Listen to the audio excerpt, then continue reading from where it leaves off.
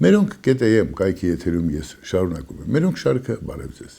Մեր ծրագրի գործընկերը Fast Bank-ն է, շնորհակալություն Fast Bank-ին։ Եվ թող, ինչպես ասում են այսօր, սրբերն ինձ այպանեն, չգիտեմ, սատանեն հառնի երկնքի պատին, ինչպես Հրաչյա Սարուխանն էր ասում, ինչ ուզում է լինի, իշխանությունները հեծանիվի, այսպես ասած, սեզոնը բացեն, ինչպես իրենք են ասում, սկսին քշելը, ընդդիմությունը ասի ուժեղ ենք, էս ենք այլու եւ այլն, այսօր ամենաչքնաղ օրն է, հերն անիծած, հեծանիվ քշելու, չգիտեմ, նոր Հայաստանի պատրվակով մեզ խափելու եւ այլն, այսօր ամենաճշմարիտ օրն է, այսօր մայրության եւ գեղեցկության օրն է, այսօրը քրիստոնյաները խորհրդանշում են, խորհրդանշական է, քանզի Մարիամը ծոցվորեց, զգաց հղիության բերկրանքը։ Այսօր մայրերի կանանց գեղեցկության, պատղաբերության օրն է, հիշեցնեմ, մարտի 8-ը չէ, մարտի 8-ին մի խումբ մարմնավաճառներ բողոքի ակցիա արեցին, որ նավաստիների փողը տան, քանզի նավաստիները վերջիններիս պարտքեին մնացել։ Խորհրդային միությունը հետո այդ ակցիանողներին ծեծեցին, որպեսզի աշխարհից առանձնանանք, սովետական այդ օրը աշխարհի դեպ նշում է, որպես կանանց իրավունքների պաշտպանության օր, այդ թվում նաև մարմնավաճառների, բայց սովետական միությունը, բոլշևիկյան իշխանությունները որոշեցին, որ այդ օրը նաև մայրության օր նշեն, պղծելով, ինչպես պղծել են ամեն ինչ, եւ մարտի 8-ը դարձավ մեր իրականությունը։ Հայաստանի Հանրապետության անկախությունից հետո այդ ապրիլի 7-ը դարձավ դոմինանտ, հետո նորից վերադարձան, չգիտեմ, կարոտախտ մարտիկ, ովքեր մարմնավաճառներին շատ էին կարոտում երևի, էլի մարտի 8-ը բերեցին մեր իրականություն։ Սա անպարկեշտություն է, անբարոյականություն է, պատմության չիմանալ է, խեղաթյուրել է, իսկ մայրության տոնը այսօր է։ Մի տեսեք ինչպես են բողբոջել ու ծաղկել ծառերը, այնպես ինչպես մայրը, այնպես ինչպես կյանքի նոր շունչը, որ պիտի մոր մեջ սաղմնավորվի ու լույս աշխարհ գա։ Այս դեպքում բերքի տեսքով, մյուս դեպքում զավակի տեսքով։ Եվ այսպես շարունակ։ Այսօր ես, այսպես ասած, գրքերի բերով, որպեսզի որոշ պատմություններ ձեզ համար շատ կարճ ընթերցեմ ու ներկայացնեմ։ Եվ այսպես Անահիտը, հայոց ամենասիրելի եւ պաշտելի դիցուհին։ Նա մայր Աստվածուհի էր,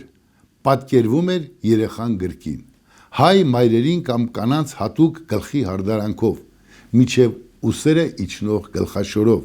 Նա կոչվում էր մեծ տիկին Անահիտ։ Բոլոր տեսակ խոհեմությունների ու պարկեշտությունների մայր, մարդկանց բարերար, հայ ժողովրդին պահող ու փառաբանող, հավատում էին, թե նրա շնորհիվ միշտ եղել է, կա ու գոյություն կունենա հայոց աշխարհը։ Հայ թագավորները որևէ գործ ձեռնարկելիս մեծ տիկին Անահիտից էին հովանավորություն եւ առողջություն հայցում։ Իբրև մայր Աստվածություն Անահիտը մայրության, բերքի եւ պտղաբերության սրբազան մարմնացումներ։ Նա Արամազդի եւ Վահագնի հետ միասին հայկական դիցարանում կազմում էր Աստվածային Սուրբ Երրորդությունը։ Ահա այն ինչ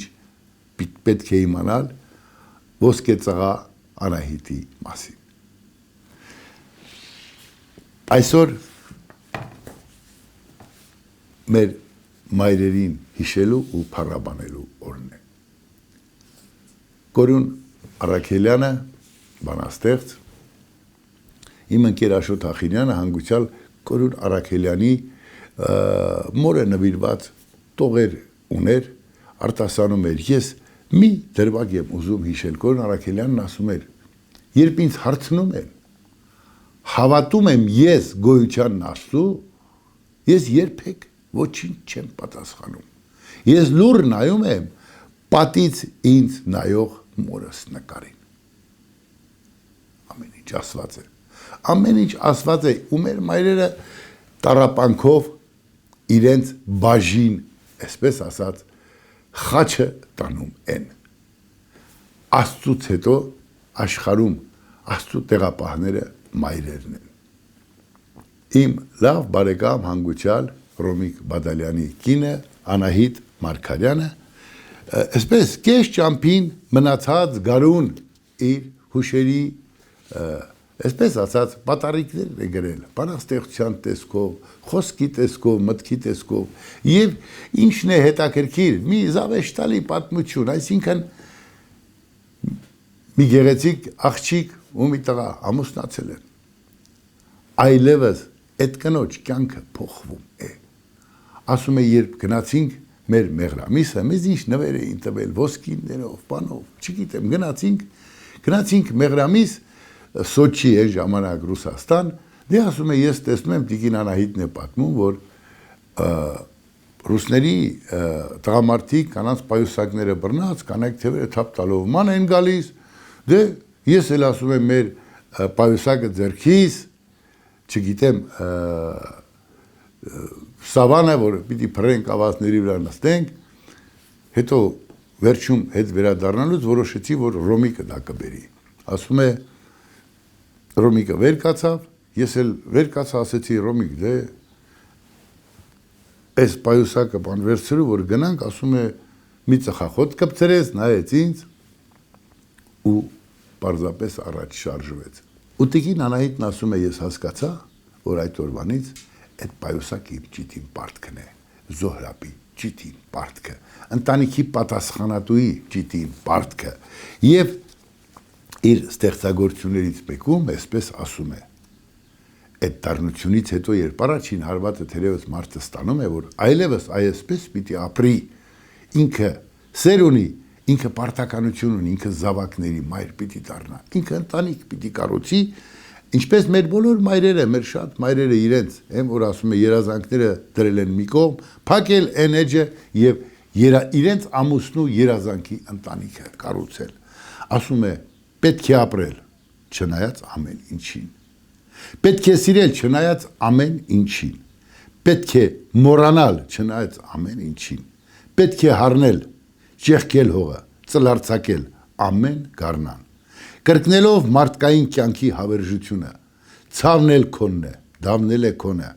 Սա է կյանքը, դառն ու քաղցր, պետք է ապրել, չնայած ամեն ինչին։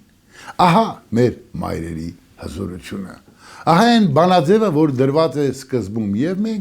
եւ մենք մեր հոգում անթեղած հայրենիքը, հաղթանակները, հպարտությունը, մարդկությունը, սերը, զգացմունքը ինչ ունենք մեր մայրերի մաքուր կաթից ենք սնուցել ու ստացել։ Մեր հայրերի, այսպես ասած, հզորությամբ ու մեր մայրերի մաքուր կաթով։ Ես հիշում եմ իմ հանգուցյալ հերոս ընկեր Վարդան Ստեփանյանի դուշման Վարդանի աճյունը ազատության հրապարակում դրված էր, զոհվել էին երկու երոդները ու Վարդանը Ստեփանյան հրաժեշտ էինք տալիս։ Հիշում եմ Տիկին Զարիկ Մայրիկին, դուշմանի մորը, ով տակավին երիտասարդ ընտանիներին 92 թվական կանգնած էր։ Վարդանը ականի վրա էր տրակել Միրուշենում, ոտքերը չկային, բայց դե չէր երևում։ Մայրը չգիտեր, չէին ասել, բայց մի ներքին զգացմամբ Զարիկ Մայրիկը կանգնած էր ու չգիտեմ ինչպիսի ձայնով չեմ կարող ասել անուն դնել այդ ձայնին, մոր ձայնով, վշտացած մոր, բայց հպարտ մոր ձայնով ասում էր տղաս հայրենիքին կեսը դեր պետք հալալ լինի, գնա բալես, գնա իմ հերոս տղա, թող հայրենիքդ ապրի, որդու աճյունի կողքին, այստեղ ամեն ինչ ասված է, մեր մայրերի մեծությունը աշխարհը չունի, ու այն բոլոր դառնությունները, որ երբեմն կամ հաճախ մայրերը շփվում ու այս դառնությունների հետ առերեսվում են, նրանց էլի չի խեղճացնում։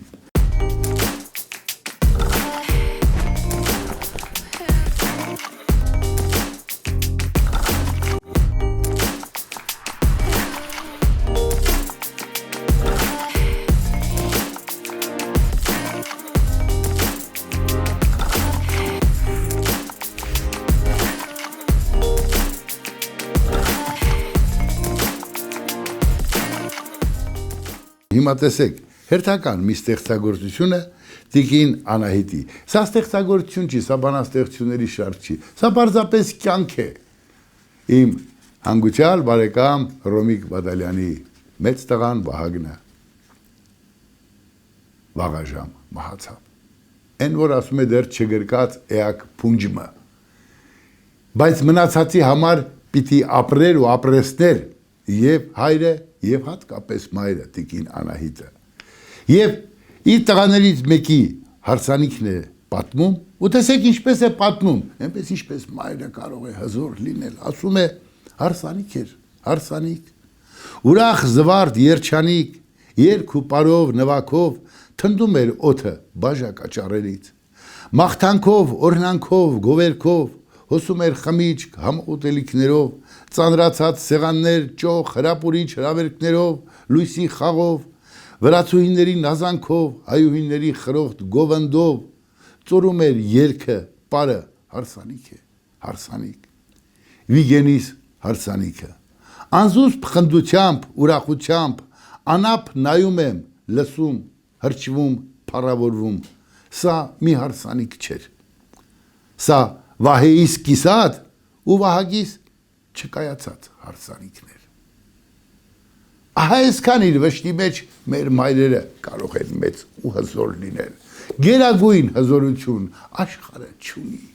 Եվ երբ մենք գնում ենք հաղթանակների եւ մենք գնում ենք սխրանքների, այդ մեր մայրերի այն որ ասում է մաքուր կաթն է, որ ծորում է մեր երակների մեջ, դառնում արյուն, դառնում մաքրություն եւ ուր էլ գնանք չենք մոռանա։ Իմ լավ բարեկամներից մեկը Գրիգորի պատվականիչը, Մելքումյան Գրիգորի պատվականիչը։ Ուրեմն ինչ էր պատմում։ 7 եղբայր են եղել։ Հիմա ինքն է միայն ողջ, բայց այն մնացած եղբայրներն էլ կան ու իր սրտում են։ Բայց իր մի եղբոր Ֆրունզի պատմությունը ասում է իմ Մարիամ անունով մայրս գնում է ծխախոտի, այսպես ասած, շիթիլ դնելու, արդեն ծոցվորած հղի վիճակում ու հանկարծ ցավերը բռնում են, մարդ չկա, մենակ է դաշտում, Շամշադինում, Տավոշում, ինչպես ասում են, ասում է մի ժայր կա,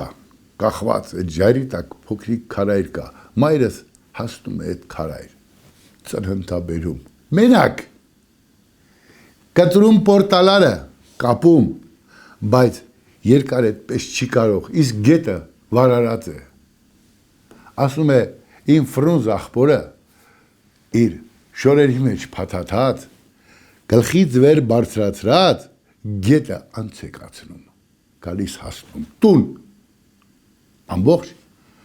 ասում է, մարդկության պատմությունը, թե ուզում եք, այ ոսկե ծղա Անահիտից, այ այդ Մարիամից, այ այն Տիկին Անահիտից, այ Զարիկ մայրիկից, մեր մայրերի ափում Նժդեհն ասում էր փնտրեք հայրենիքի փրկությունը, ճիշտ զավակ մեծացնելու, հայրենիք սիրելու, իմ հանգուցյալ մայրը, երբ պատերազմ էի գնում, ասում էր բալես, թուրքն էլ մեր ունի, այնպիսի բան չանես, որ ես աման չեմ քո համար, հա, գնում ես սպանելու, քեզ կարող է սպանեն, երկիրդ ես պաշտպանում, տղա ջան, բայց հարամ բան չանես, ասում էր ու այսպես նայում էր էսիս։ Առաջին անգամ իմ մայրը իմ ձեռքը բռնած, իմ հետ եկավ այն հավաքատեղը, որտեղից ես պիտի գնամ պատերազմ։ Արցունքն աչքում թաքցրած։ Միայն մայրերը կարող են արցունքը թաքցնել հայացքներում։ Միայն մայրերը կարող են այդքան հզոր լինել։ Այսօր ուզում եմ մեր բոլորի խոնարհումը հայոց մայրերին։ Դուք եք հայրենիքը պաշտպան ստեղծող, հայրենիքի պաշտպան ստեղծող մարդիկ։ Դուք եք Աստծո տեղապահը։ Ձեր բոլորի այսօր էս հրաշք օրը շնորհավոր։ Ունեև ձեր տառապանքներով, սիրելի մայրեր։ Այդ տառապանքներով դուք հզորացնում եք մեզ, մոմի պես հալվում ու գնում, բայց հզորացնում պետություն, պահում պետություն, որքան էլ, ով ինչ կուզի, կասի, ով չգիտեմ կմտածի, որ արժեքները ոչ ոք չի կարող փոխել, եթե մորդ կատի հետ քեզ սնուցվել է, հնարավոր չի փոխել, գոյություն չունի, աշխարհանցիր ասում է Արարատի նման ջերմակ գագաթ չկա, ոնց ուզում եք, պատտվեք, եւ սա է հիմքը ուզում եմ այս շնորհավորանքը ավարտել, էլի մի հրաշք հեքիաթ բանաստեղծությամբ Հովհաննես Շիրազի ասում է հին աշխարհը չեմ տեսել ու ոչ մի բան չեմ հիշում ու չեմ նրան երազել իմ հուշերի մշուշում բայց երբ նայում եմ խաղաղ մորս դեմքի դալուկին ինձ թվում է թե մի պահ վիշտ է եղել կյանքը հին աշխարհը չեմ տեսել ու ոչ մի բան չեմ հիշում բայց թողել է նա միթել մորս աչքի մշուշում սիրելի մայրեր շնորհավոր մայրության տոնը մեր խոնարհումները ձեզ մահացած մայր չկա դրանք բոլորը երկնքում աստղ են դառնում ու հետո այնտեղից լույս տալիս մեզ իրենց զավակներին Աստված բայ Հայաստանը ու հայոց մայրերին չմոռանանք մեր պապերը լեզվին ասել են մայրենի լեզու սրանով ամեն ինչ ասված է Էլի ու էլի շնորհավորանքներս սիրելի մայրեր շնորհավորանքներս ապրեք երջանիկ դուք մեր սրտերում եք մեր կողքին ու մեր սրտերում կհանդիպենք